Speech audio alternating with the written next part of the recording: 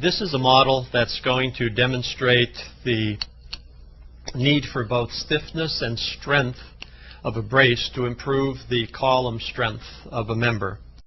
I have here a column which, without any load on it, likes to remain straight when I try to displace it. This member is going to buckle at a load of about this magnitude.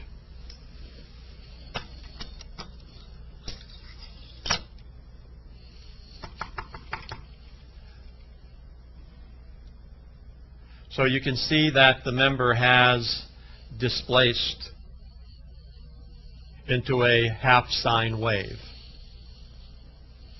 If I put on only about half that load, what happens is the structure is easier to push around. As I apply load to the structure, it loses its stiffness, culminating in the Euler buckling load demonstrated here. Now I want to improve the buckling strength, so I'm going to attach a brace at the midpoint of this, and that should improve my capacity 4 times, since I'm going to be cutting down the length by a factor of 2. I have a system here in which I can adjust the stiffness of a brace that's applied at midspan. So I have attached this member here. I've attached a brace at midspan, and by moving this member here, I can adjust the stiffness of this member, which is basically a spring.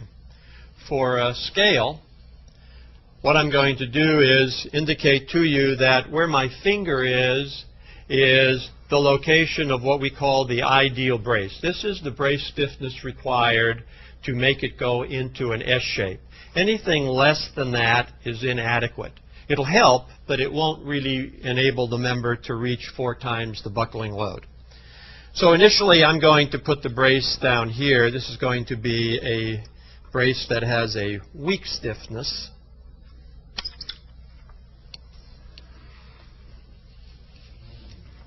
And I'll put on the Euler buckling load of the full height member. And you can see that the member still doesn't want to buckle because I put in a brace. However, in order to make it buckle into an S shape, I would have to put on this additional amount of weight. So I'm going to put on just part of that. Let's see how this will work. Okay. So you see that the member has buckled into a single wave, but it has taken more load to do that. But this brace has inadequate stiffness, just not stiff enough to let the column go into an S shape. So I'm going to remove that load temporarily, and I'm going to slide my brace up into the zone where it has adequate stiffness.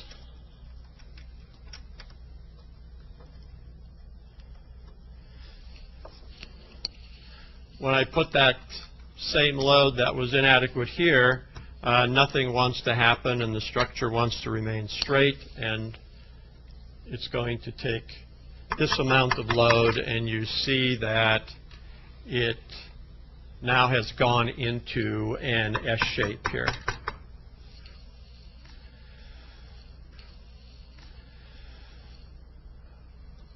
So this demonstrates the need for a certain amount of brace stiffness to be called a brace.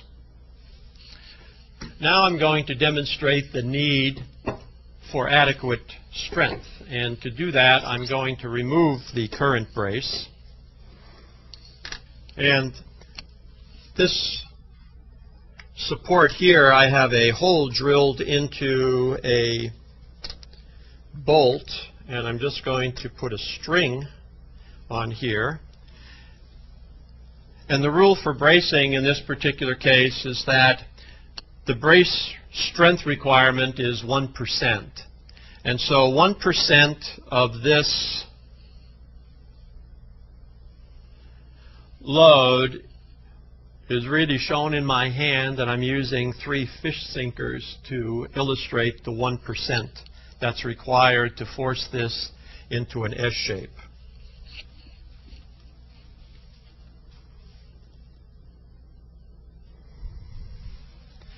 Now with the dead weight hanging here, this column can move this way if the brace force gets to be greater than the applied load that's represented by the dead weight. Now it's going to take a little bit less load to buckle because that previous example provided a little bit of restraint at the ends. I mean at the center.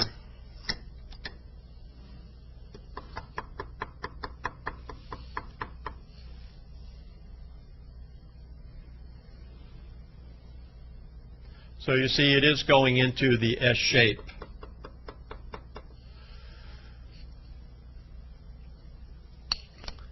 Now this bracing, as we illustrated with the theory, is a function of the initial imperfection. And the initial imperfection I can change by merely dialing this in. Roughly the width of the string is L over 500. So I'm going to put in a little bit more curvature. And although it buckled at this load previously, let's see what happens here when I take a member that has a little bit more crookedness. Oh, it can handle that. Let's see if it can handle this. Nope. You see, the weight was not sufficient to handle the P delta moment because of the initial out of straightness was too great. So in this case, the brace force is greater than 1% and is inadequate because of the large initial out of straightness. But the model clearly shows that the member will go into a half wave if I have either inadequate strength or inadequate stiffness.